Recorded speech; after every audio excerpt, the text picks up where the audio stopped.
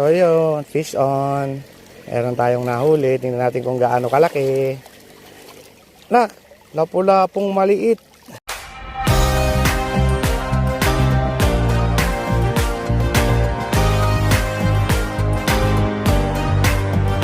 Hello mga ka-angle, welcome po sa aking first video. Napasama po ako dito sa grupo ng Subad Partido. Nandun po sila sa kabila. Humiwalay pa ako sa kanila. Ang gaganda po kasi ng mga gamit nila mga talagang pinaghandaan po talaga nila yung kanilang mga gamit. So nandun sila banda sa una na yon, doon sa kabila. Ako naman po dito lang ako sa malapit. Mga ka-angle, enjoy na lang at umpisahan po natin yung ating pamimingwit. Ang atin pong pamain ay hipon. Medyo bilasa na. Itatry pa rin natin. Wala kasing ibang makitang pampain dito sa lugar na to. Yan. Ito lang po yung ginagamit ko na bingwit. Medyo kinakalawang na. Unang hagis. Ano kaya kung tama itong spot na napili natin? Ramdaman natin kung may isda dito. Sana makahuli tayo kahit talaki. Mabato, mabato. So hindi rin tayo po magtatagal dito kasi mamaya alas 10 meron pa akong tutorial. Tuturo ko kasi sa driving. Ang mababaw pa.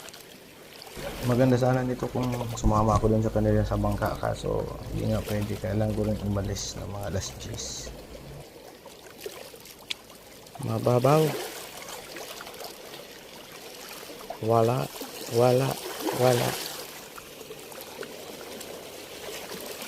Rod na hagis.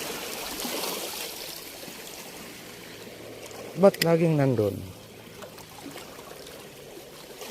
So ayun. May kumakagat. Parang sana malaki to para meron naman tayong mahuli kahit ilang piraso lang. Yun, kumakagat. So yun, fish on. Meron tayong nahuli. Tingnan natin kung gaano kalaki. Nak, lapu-lapong maliit. Ayun o, lapu-lapong maliit na lapu-lapo. Oh, hindi pa to pwede. Hindi pa siya pwede. Muna natin. Wala muna na. Kasi hindi pa pwede. Sayang. Kung malaki sana, may pang ulam na ako mamaya pag uwi ko. Noon mga kahagis, pinakawalan muna natin. Kasi maliit. Maliit pa siya. Lalaki pa yon. Sunod na hagis. Laging nandun yung hagis natin Siguro nandun ang isda. Ay. Hindi pa tayo masyado sanay maghagis nito. Sanay lang tayo kasi mamingwit sa ilog. Sa ilog lang. Kawayan lang gamit. So mga kahagis, talagang hilig ko na talaga itong pamimingwit mula pa nung bata ako. Ayun, mukhang mabato dito sa ilalim Yun, masabit nga.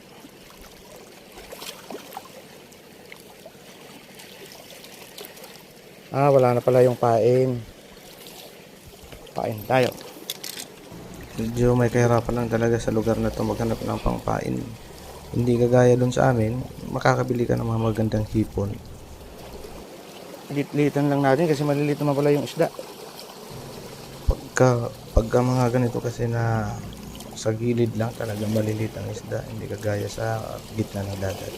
Hindi luma na itong ating pamain. Luma na siya kaya madali maagaw. Siya nga pala mga kahagis, pakisuportahan nyo naman ako at pakisubscribe na din sa ating ibang channel. Masabit. Yung may paparating na bangka. Siguro magsiswimming yung mga yan.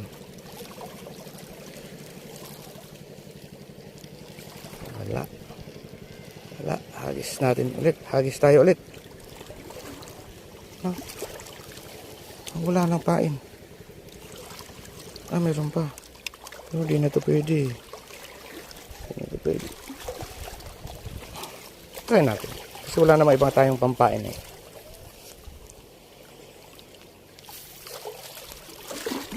Oh, saan ba napunta yun? Kahit saan po napupunta yun. Agis natin nalata kung hindi talaga sanay gumamit ng ng ganitong klase ng penguin. Yung mga kasama ko po, nandun banda sila. Ayun po. Doon banda. Ayun. Ayun, wala na tayong pain. Andun sila, ayun sila. Ayun, yung mga nakabangka na yun. Hindi tayo pwede mapagsabayan dun kasi po mayroon pa tayong trabaho mamaya alas 10. Mayroon pa akong 3 estudyante na tuturuan sa pagdadrive. Yung drive din po, mga tutorial ko po sila. Agis tayo ulit.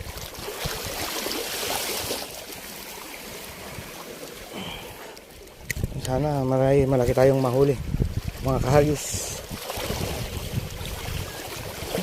Unang huli natin lapo-lapong maliit, hindi pa pwede, so binalik natin siya. Problema natin dito, mabato pala, mabato ang ilalim. Sumasabit. Siguro dapat hindi tayo naglagay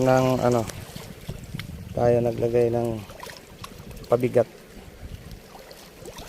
Kasi lumulubog siya eh. Pag lubog niya, wala na.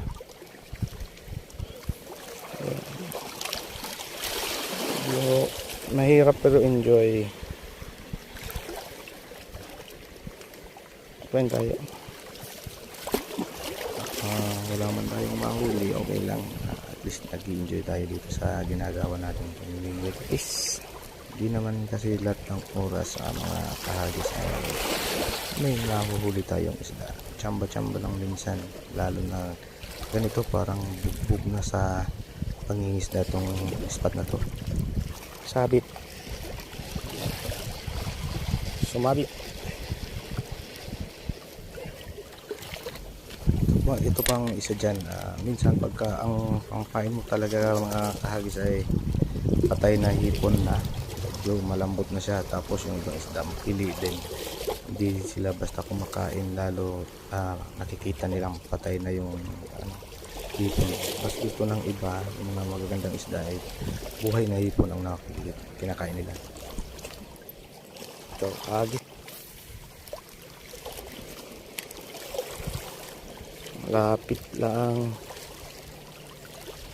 Ayun, hinagisa na naman natin mga isda. Lapit na kayo para may mahuli naman at may maiulam, mapapaksiw mamaya pag uwi. Lapit, kain. Kumakagat, may kumakagat.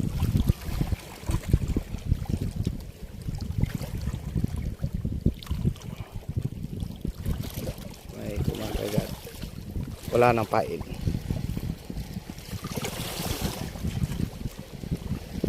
Wala nang pain. Mukhang mauubos yung hipong binili natin. Kung sinigang na sana, ayos na. Kaso enjoy mamingwit kahit walang nahuhuli, walang kumakagat. May naguhulog ng net. May naguhulog ng net. May naguhulog ng net banda doon. Dito matatalo kasi net na yung ginagamit nila mga kahagis. Sigurado mahuhuli na nila yung mga isda sana na mabibingwit natin. Mawawalan tayo tuloy nito ng pangulam mamaya. Binili ko na pati yung peraw ng tipong pangpain, kaso nga di naman pinapansin ng mga isda itong pain ko kasi parang namumula na, mapula, saka namumuti na. wala talagang kumakagat mga kahagis. Ito, hagisan ulit natin. Yan. Mukhang mapapaaga ang uwi namin. Dito mga kahagis. Wala man lang kumakagat kahit isa. Tapos siguro mali talaga itong spot na napuntahan natin mga kahagis. Siguro mga alas 8 uwi na tayo para makapagpahinga bago yung tutorial natin. Wala, sabit lagi. Siguro ito na yung tamang time para umuwi na muna tayo mga kahagis kasi wala man lang talaga kumakagat sa bingwit natin. Siguro kailangan natin mag-try ng kung anong pampahin sa sunod na pagbabalik natin. So hanggang dito na lang muna, uwi na muna tayo. Wala talaga para makapagpahinga din sa tutorial natin mamaya. Uwi na. Sige, mga kahagis, so, supportahan nyo na lang po yung aking channel. Maraming salamat po.